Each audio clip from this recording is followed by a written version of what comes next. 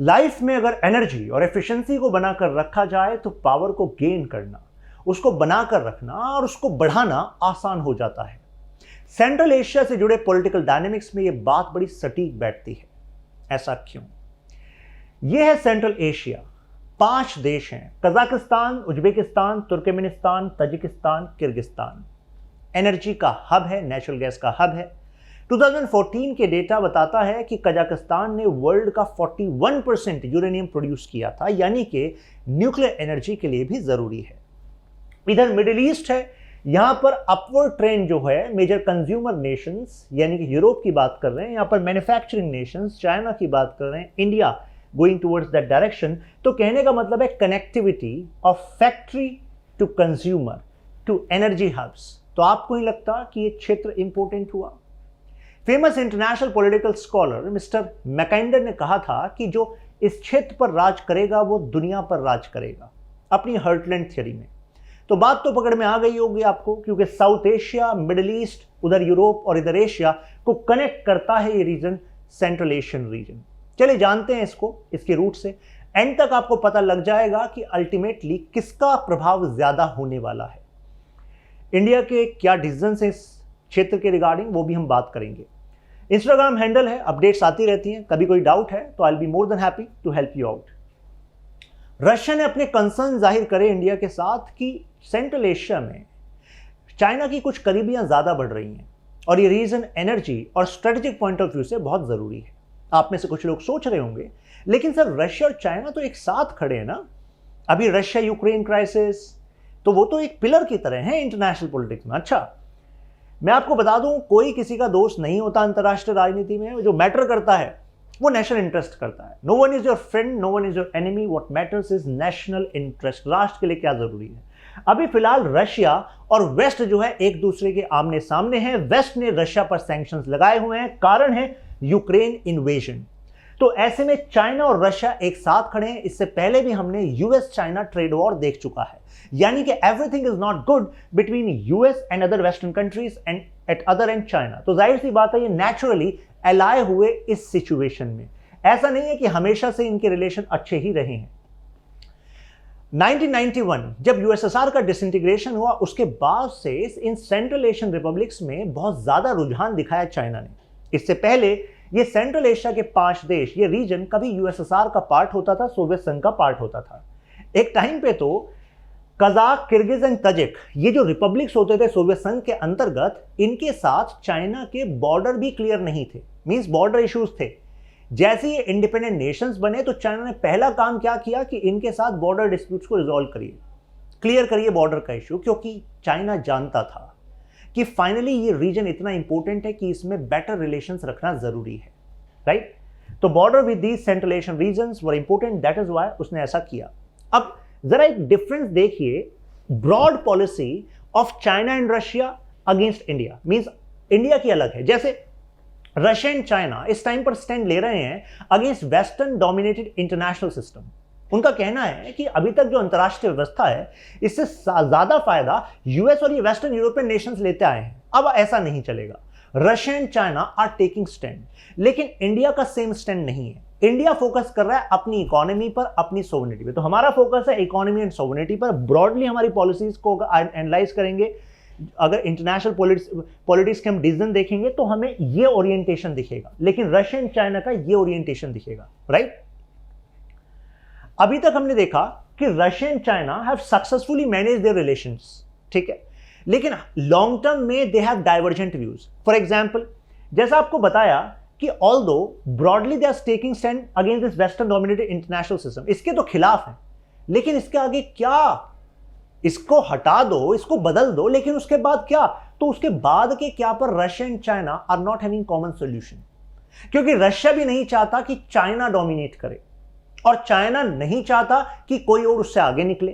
तो यानी कि दोनों एक मत नहीं है, राइट। तो यहां पर ये डिफरेंसेस हैं। रशिया एंड चाइना रिलेशंस इस वजह से हम कह रहे हैं कॉम्प्लेक्स है, कारण आपको पता है, with in lingering mistrust on both side, दोनों साइड में मिसट्रस्ट है। लेकिन इंडिया और अगर रशिया के रिलेशंस की बात करें तो वहां हम देखते हैं सस्टेनिंग ओल्ड फ्रेंडशिप है, पुरानी दोस्ती है। हमने देखा है कि जब बांग्लादेश के साथ लिबरेशन वॉर था तो उसमें भी यूएसएसआर हमारे काम आया, friendship treaty between India USSR. हमें पता है कि प्रैक्टिकलिटी है भाई रिलेशंस की, क्योंकि रशिया को भी चाहिए कि कोई उसके डिफेंस आइटम्स को खरीदे, हमें भी चाहिए कोई हमें एक्सपोर्ट कर दे, राइट। साथ में हम चाहते हैं कि एक इंटरनेशनल पावर हमारा एक स्टेबल एलाय बनकर रहे। तो इन कारणों की वजह से एक स्टेबिलिटी है इंडिया और रशिया के रिलेशन में, लेकिन इंडिया और चाइना और रशिया और चाइना के रिलेशन में आप सेम बात नहीं कर सकते। एक बैलेंस है कंपटीशन एंड कोऑपरेशन का अक्रॉस दीज एरियाज। अगर हम इन तीन पावर्स की बात करें, मैं आपको एग्जांपल देता हूं। सबसे पहले कंपटीशन इन सेंट्रल एशिया। अब सेंट्रल एशिया रीजन एनर्जी के लिए इंपॉर्टेंट है, ट्रेड के लिए इंपॉर्टेंट है। इंडिया ने इसके लिए कुछ किया? जी हां किया। ईरान में छाबार पोर्ट बनाया, अफगानिस्तान के थ्रू हम तुर्कमेनिस्तान के साथ ट्रेड करना चाह रहे हैं। लेकिन अफगानिस्तान में आ जाती है तालिबान की सत्ता, और तालिबान को सपोर्ट कौन कर रहा था? पाकिस्तान। और पाकिस्तान के साथ कौन खड़ा है? चाइना। तो यानी कि चाइना, पाकिस्तान और तालिबान की जो डायनेमिक्स है वो इंडिया के जो सेंट्रल एशियन एस्पिरेशन है उसमें कंपटीशन रुकावट बनकर खड़ी है। ऐसे ही कोऑपरेशन की बात करें, कोऑपरेशन भी है सेंट्रल एशिया में। For example SCO, Shanghai cooperation organization, तो वहां पर हम मिल बांट के मुद्दे उठाते हैं। टेररिज्म का मुद्दा है तो उस पर भी चाइना, पाकिस्तान सब कहते हैं कि जी हाँ टेररिज्म तो सबके लिए दिक्कत वाली बात है, चलिए ज्वाइंट ऑपरेशंस करेंगे।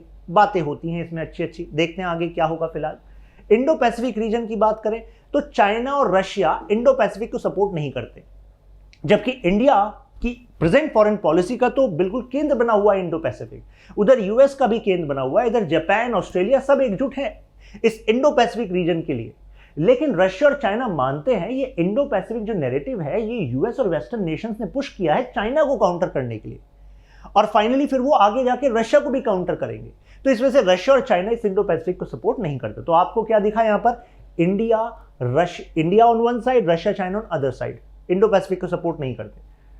ऐसे ही साउथ चाइना सी में कॉन्फ्लिक्ट है, यानी कि चाइना कहता है एक्सक्लूसिव इकोनॉमिक जोन मेरा ज्यादा है, कंपटीशन है, अदर देशों के साथ कॉन्फ्लिक्ट है। इंडिया के इंटरेस्ट और वेस्ट के भी इंटरेस्ट यहां पर कॉम्प्रोमाइज हो जाते हैं अगर ज्यादा असर्टिव हो जाता है चाइना। रशिया के ईस्ट की अगर हम आगे बात भी करेंगे, वैसे रशिया के ईस्ट को रशिया को डेवलप करना है, उसके लिए उसको चाइना का इन्वेस्टमेंट चाहिए, उसके लिए उसको इंडिया का इन्वेस्टमेंट भी चाहिए। साउथ एंड आर्कटिक, अब देखिए आर्कटिक अगर टेरिटरी की मैं बात करूं, ग्रेजुअली आर्कटिक का आइस पिघल रहा है और कहा जा रहा है कि वहां पर बहुत बड़े रिजर्व्स मिलने वाले हैं नेचुरल गैस के, नए ट्रेड रूट्स निकलेंगे। तो आर्कटिक में अगर कंपेयर कीजिए आप बाकी देशों से, तो आपको नहीं लगता कि रशिया का से ज्यादा रहेगा? क्योंकि रशिया आर्कटिक के आसपास मेजर कोस्टल पावर है कि नहीं?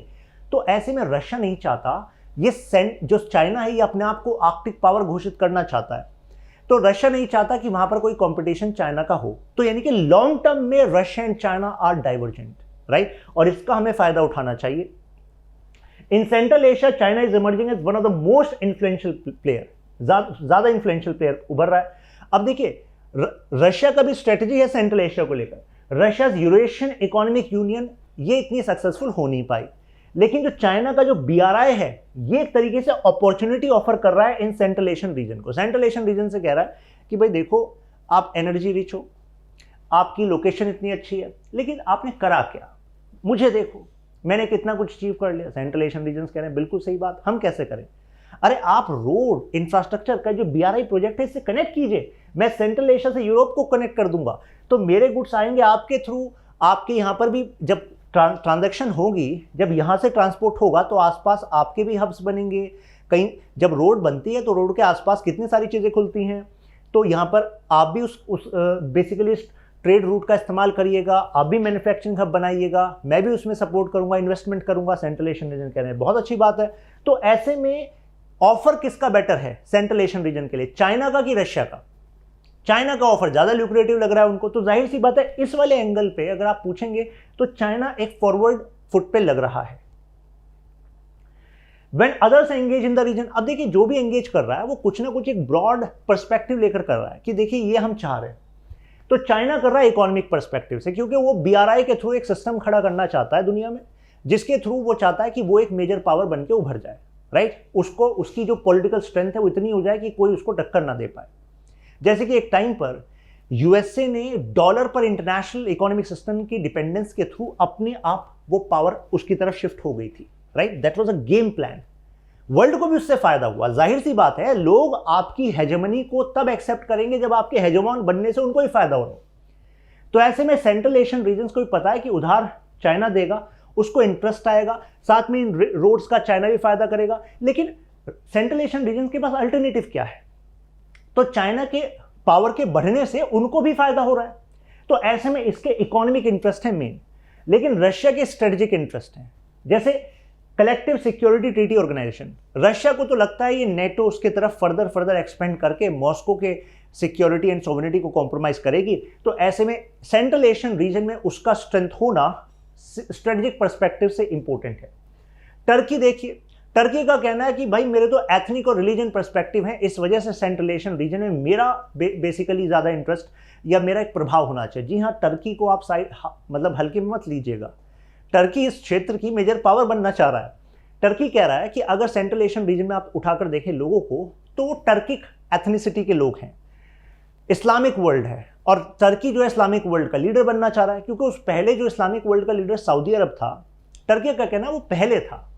मक्का मदीना भले ही वहाँ हो, लेकिन जो सऊदी अरब है वो तो यूएस की तरफ बहुत ज़्यादा हो गया, और यूएस के कई सारे जो गलत एक्शन है इस्लामिक वर्ल्ड के खिलाफ, उस पर भी वो कोई स्टैंड नहीं ले रहा। टर्की कह रहा है हम स्टैंड लेंगे, तो ऐसे में वो इसका रीज़न है, ऑर्गेनाइजेशन ऑफ इस्लामिक कोऑपरेशन। अब इंडिया क्या करे, इंडिया को क्या पर्सपेक्टिव रखना है? India cultural and historical perspective रख रहा है कि देखिए हमारे तो बहुत पहले से आपके साथ लिंक थे इस एरिया के, दोनों की शेयर्ड प्रोस्पेरिटी होगी, शेयर, और हम जो है एक्सपेंशनिस्ट पावर नहीं है, तो हम एक तरीके से वो people to people contact, mutual prosperity, cultural historical link, इनको आधार मानकर आगे बढ़ना चाह रहे हैं। अब जरा इकोनॉमिक इन्वेस्टमेंट का डेटा देखिए, केवल एक देश है 5 में से सेंट्रल एशियन रीजन में जिसके साथ इंडिया का ट्रेड डेफिसिट में है। डेफिसिट का मतलब क्या है? घाटे में। क्यों है? क्योंकि हम इंपोर्ट ज्यादा कर रहे हैं और एक्सपोर्ट कम कर रहे हैं इसको, कजाकिस्तान को। बाकी सब देखिए, उज्बेकिस्तान, किर्गिस्तान, तजिकिस्तान, तुर्कमेनिस्तान, यहां पर हम क्या कर रहे हैं? ये रेड में जो आपको दिख रहा है ये इंडिया का एक्सपोर्ट है, यहां पर हम एक्सपोर्ट ज्यादा कर रहे हैं, ब्लू में इंपोर्ट है, इंपोर्ट हम कम कर रहे हैं। अब आप खुश हो गए होंगे इस डेटा को देखकर कि अच्छा चलो 5 में से 4 देशों में तो हम ज्यादा एक्सपोर्ट कर रहे हैं, है ना, तो ये तो फेवरेबल हो गया, पॉजिटिव पॉजिटिव पॉजिटिव। लेकिन ओवरऑल ट्रेड तो देखिए कितना कम है। अब जरा उस डेटा को देखिए, ये है हमारा सेंट्रल एशिया की तरफ ट्रेड, यहां पर चाइना और रशिया का ही मेन ट्रेड है। कजाकिस्तान, किर्गिस्तान 29% ट्रेड तो वहां पर चाइना का है, रशिया का 18%, तो तुर्कमेनिस्तान में तो 44% चाइना का है, 7% रशिया। मतलब यही 2 पावर दिख रहे हैं। और आज हमारे डिस्कशन का जो टॉपिक है वो ये है कि सेंट्रल एशिया में प्रभाव किसका होगा, रशिया का, चाइना का, इंडिया का।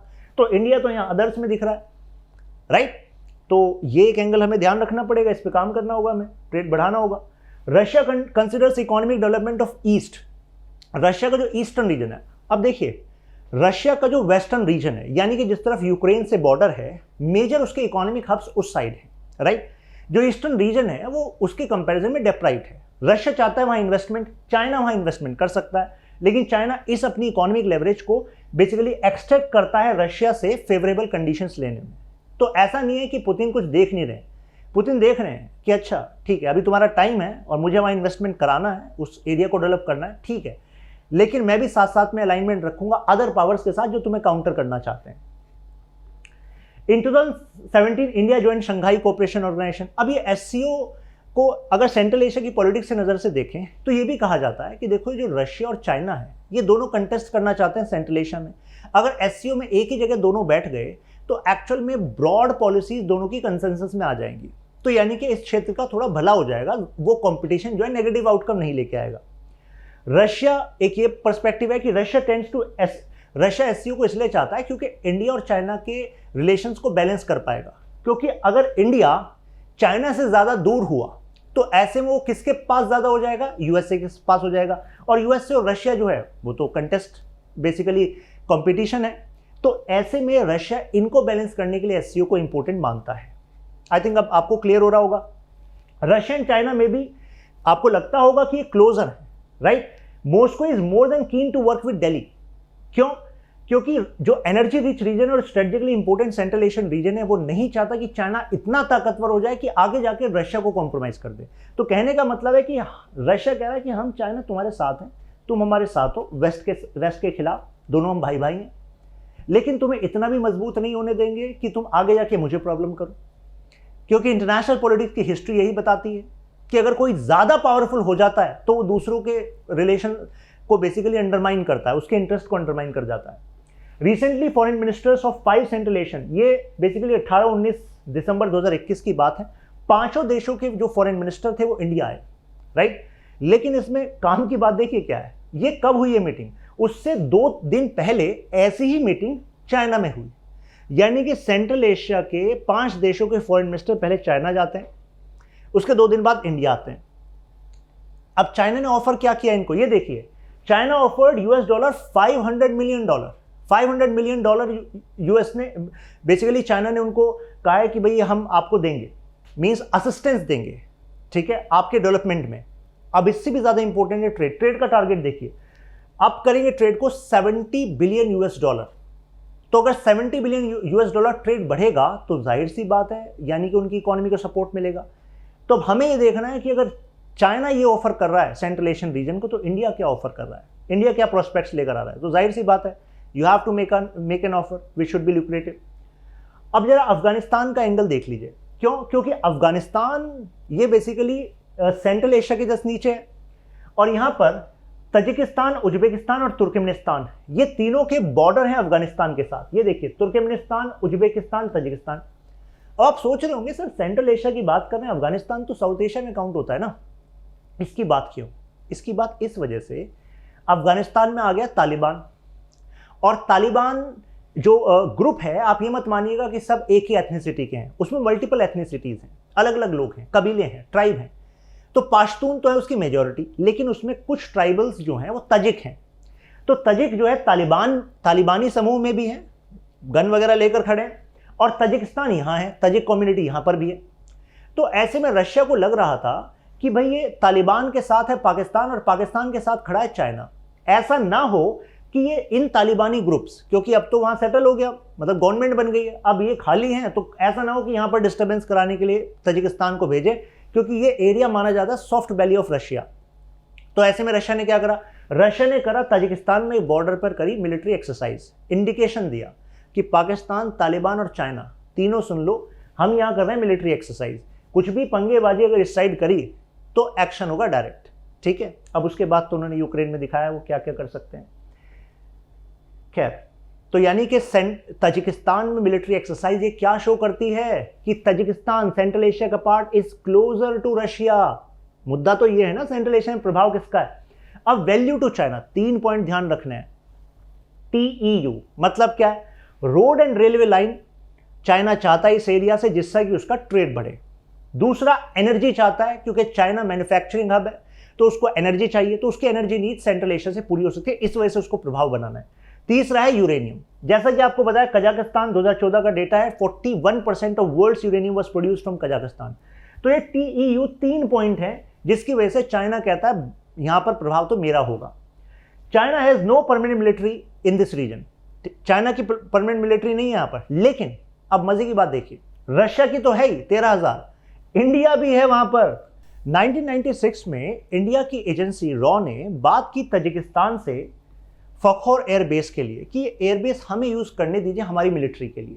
तजिकिस्तान ने पूछा ऐसा क्यों करने दें, तो इन्हें बताया गया कि देखो अफगानिस्तान में चल रहा है सिविल वॉर, कौन कर रहा है, तालिबान कर रहा है। उस टाइम पर इंडिया सपोर्ट कर रहा था नदर्न अलायंस को, नदर्न अलायंस जो बेसिकली फाइटर्स थे नदर्न पार्ट से, और वो तालिबान के खिलाफ लड़ रहे थे।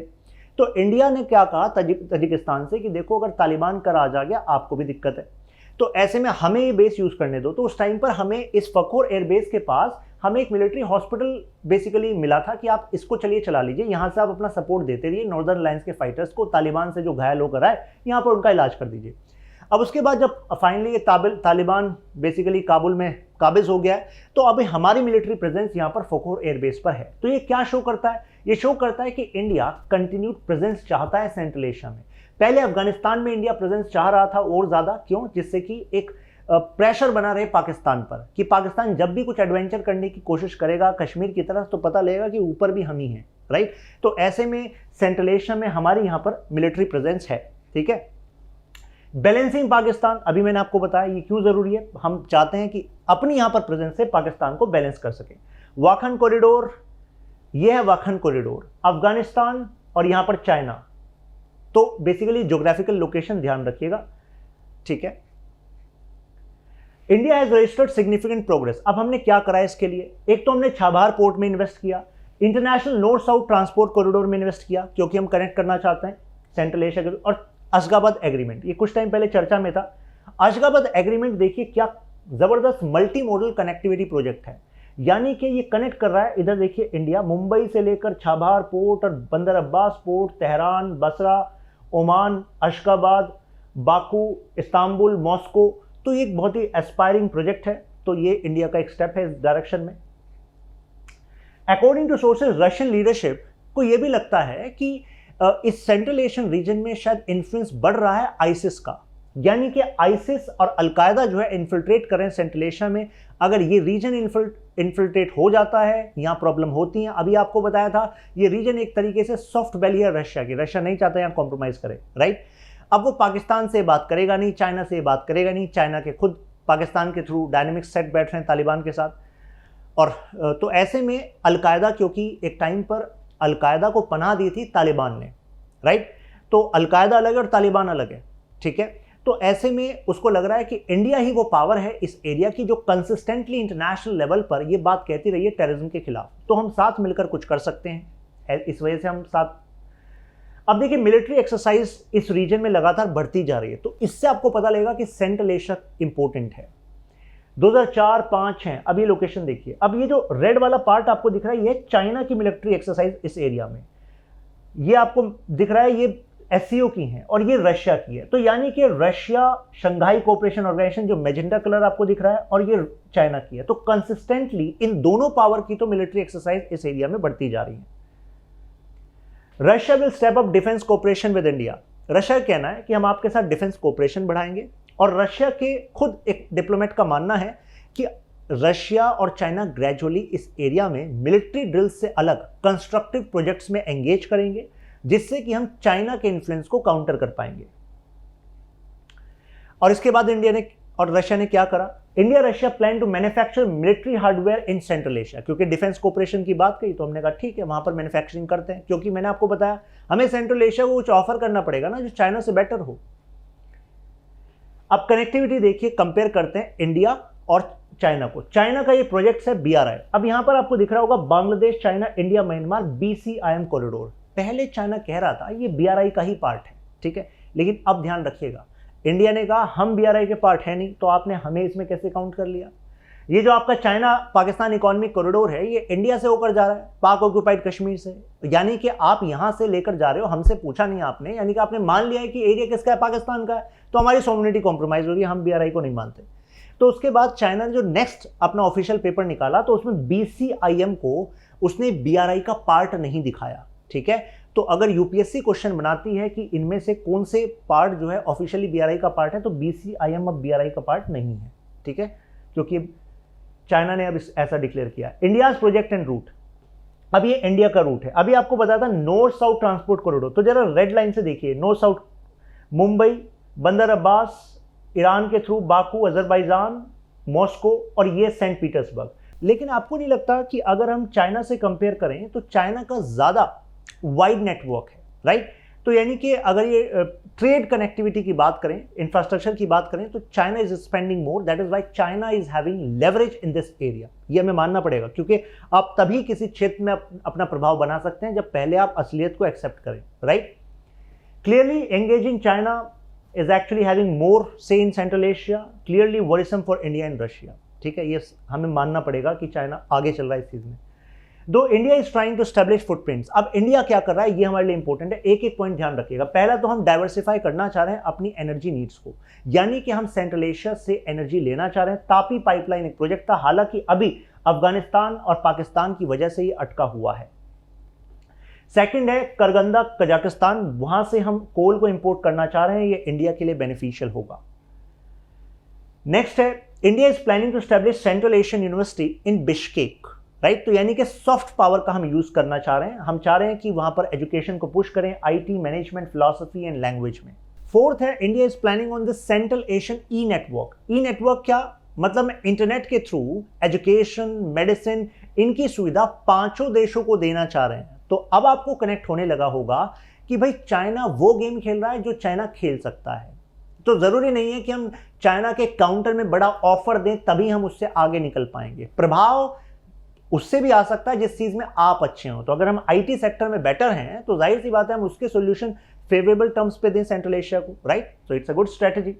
इसके अलावा हम एयर कॉरिडोर्स वहां पर स्टैब्लिश करना चाह रहे हैं, फर्दर एयर लिंकेज बनाना चाह रहे हैं। उसके दो रीजन है। पहला है हम पेरिशेबल गुड्स मींस हम फूड इंडस्ट्री की बेटर कनेक्टिविटी चाह रहे हैं उस एरिया में, और दूसरा मेडिकल टूरिज्म को बढ़ाना चाह रहे हैं जिससे सस्ती दरों पर बेहतर इलाज वहां के लोग यहां पर कराएं। आपको नहीं लगता इससे भी बेटर लिंक बनेंगे इंडिया और सेंट्रल एशिया में?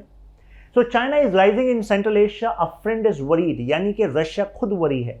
विद सो मच प्ले अब हम ये कह सकते हैं कि अभी प्रेजेंटली क्या चल रहा है ये कहना बहुत जल्दबाजी होगी कि किसका प्रभाव आने वाला है, राइट। हमें ये पता है कि फिलहाल रशिया तो एंगेज है यूक्रेन में, राइट। तो अभी सेंट्रल एशिया पे वो फर्दर टाइम और एनर्जी इन्वेस्ट नहीं कर सकता। चाइना की बात करें तो चाइना की ग्लोबल एस्पिरेशंस हैं और उसके खिलाफ जो काउंटर स्ट्रेटजी चल रही है वो उसके खिलाफ काउंटर में अपने प्लान बनाने में लगा हुआ है। तो अभी सेंट्रल एशिया पे जितनी ज्यादा वो एफर्ट पहले करा था उससे कम है। तो ये इंडिया के लिए क्लियरली एक मौका है अपने इंटरेस्ट को वहां पर और ज्यादा बढ़ाने का। आई थिंक अब आपको ये इशू कंप्लीटली समझ में आ गया होगा। फिर मिलते हैं, तब तक के लिए कीप लर्निंग कीप ग्रोइंग।